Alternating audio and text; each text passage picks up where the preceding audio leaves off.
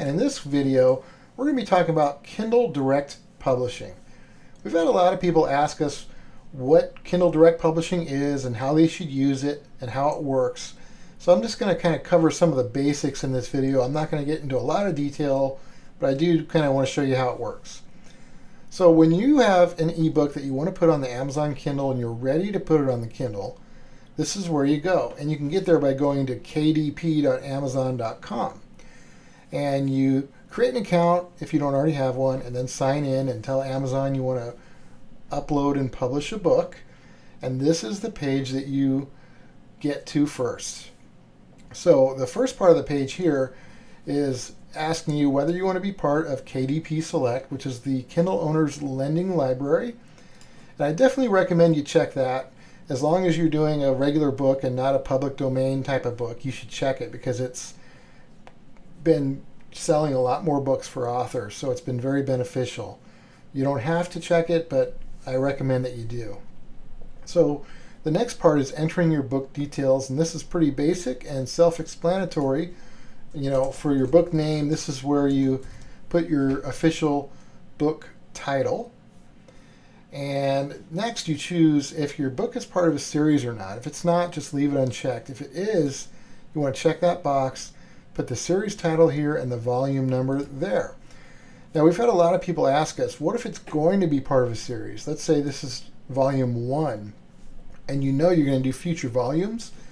Then yes, I would definitely put that it's part of a series, put the series title and volume 1 in this case in there. And that way when you do volume 2, this is already going to be set up in the system correctly. And you can add volume 2 in there in the future. You can put an edition number. You don't have to, but you can if you want to. And then here is where you put your description. Now this is important. You have 4,000 characters. This book description is what's going to be on your Amazon sales page. So when somebody finds your book on Amazon and they're looking at your book page trying to decide whether to buy it or not, this description is going to be what they see. So you want to make sure that your description is as good as you can possibly do it. You want it to describe your book well and really sell without being salesy. You want to sell people on buying your book and make it as interesting and descriptive as possible. So this is very important. This is what they see when they're looking at your book on Amazon, deciding whether to buy it or not. Okay, next you have book contributors. So this is where you can put yourself in as the author. You can just click Add Contributors and then put yourself in and choose author. Also, you can have multiple contributors. So if you want to put your editor in there or photographer or something like that to acknowledge them, you would put that in there as well. So you can set that up. You don't have to add any if you don't want to, but you can. Then you can choose language here, and that'll be the primary language your book was written. So we'll keep it with English on there. Publication date, you don't have to select it. It'll be automatic if you don't, but if you want to, you can choose the date for that. The publisher, if you have a publisher, you can put them in there, but if you're self-publishing, you could either put yourself or just leave that blank. And then ISBN, you can just leave that blank unless you have an ISBN number and then put that in there. Okay. Next part is your publishing rights. This is very important. If this is a public domain book that you're doing, you would definitely check this box there. And you want to make sure you review the guidelines, which there's a link to them right here. And also make sure that it's not already on the Amazon Kindle system. And then you can do your public domain. If it's not a public domain, in most cases, you know, if you're writing a regular book, you're going to choose this is not a public domain. The next section is for targeting your customers. This is also very important. You can put up to 7 categories. It says optional, but I would definitely do that. And you just click on add categories, and then you can choose, kind of look at all the categories and see what categories make sense and choose which categories you want to add. And definitely I would add all 7. You want to add as many as you can, so I would add 7 categories. I would kind of go through all that and choose 7 and then add those categories just like that. And another quick tip is to find categories on Amazon that are some of the more popular categories that get a lot of views. And then hopefully your book will kind of match one of those categories. I would not add categories that don't make any sense. So if your book is about tennis, I wouldn't put it in a category for art or something like that. So make sure the categories make sense, but definitely try and add all 7 categories possible. Okay, the next part is uploading your book cover. And the next part is uploading your book file. You want to choose if you want to enable or disable digital rights management, and that's, I'll leave that up to you. I don't really have any recommendations on that. Some authors like to have digital rights and some don't. So what you do is you just browse for your file. You choose your digital rights and then browse and upload your actual file. And once you select it, just click Upload Book, and then you go Save and Continue from there. So once you've uploaded your book, Amazon will convert it into the Kindle format. And again, it's not going to be right unless you've given them a good, perfect format to convert from. But assuming you have, then you go to this next part here where you verify your publishing territories. Do you want to publish worldwide or just individual? Maybe you just want to go to the US or US and UK. You can choose that. I recommend going worldwide, but you can choose where you want your book to be published. And then you can choose your royalty. Do you want to go 35% or 70%? And there's a little pricing page here that I'll show you.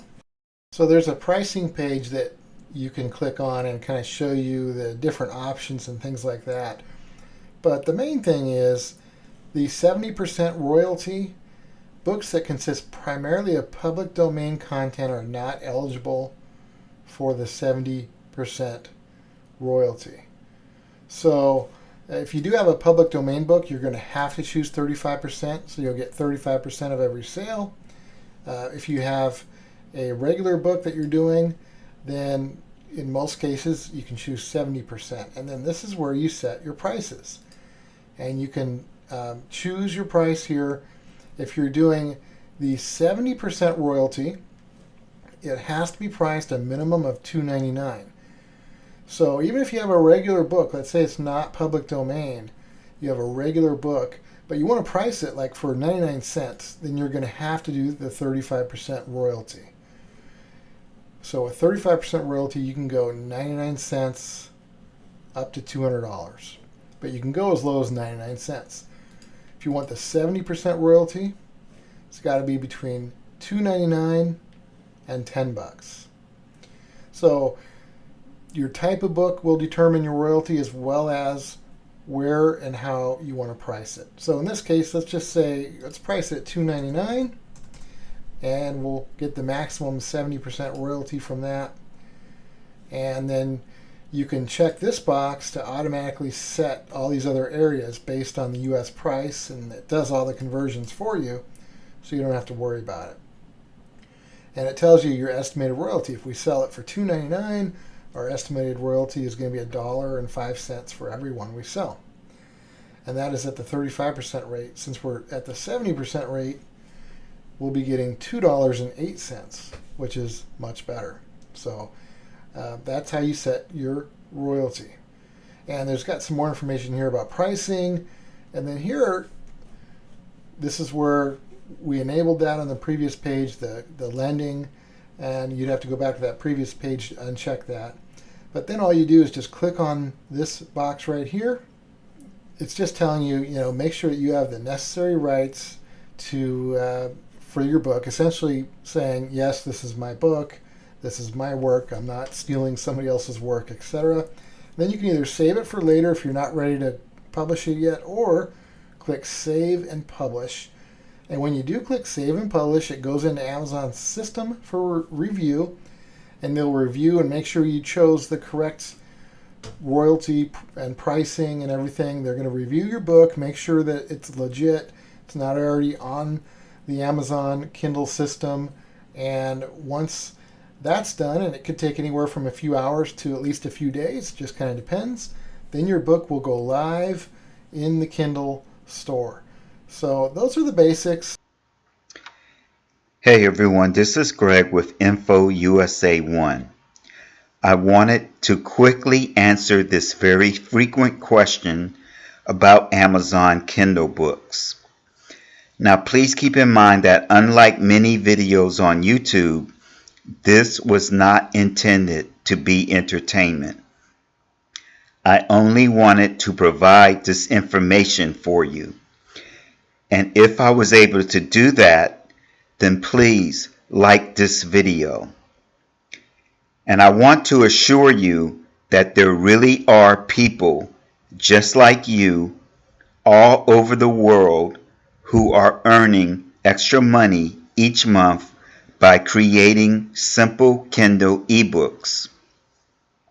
If you have ever been curious about making money online, many marketing experts agree that Kindle publishing is one of the easiest ways to do it.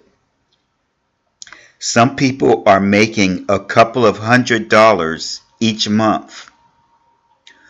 Other people are earning much more. So the real question is, why can't this be you? And it can. You can sign up to start receiving our Kindle publishing tips. It is 100% free information and free tips for beginners. If you're watching this on YouTube, the link is right below this video. If you are on our webpage, just scroll further down the page. Click the link to visit this page that you see right here. You're going to view a short video to help you get started. Thank you for watching and take care.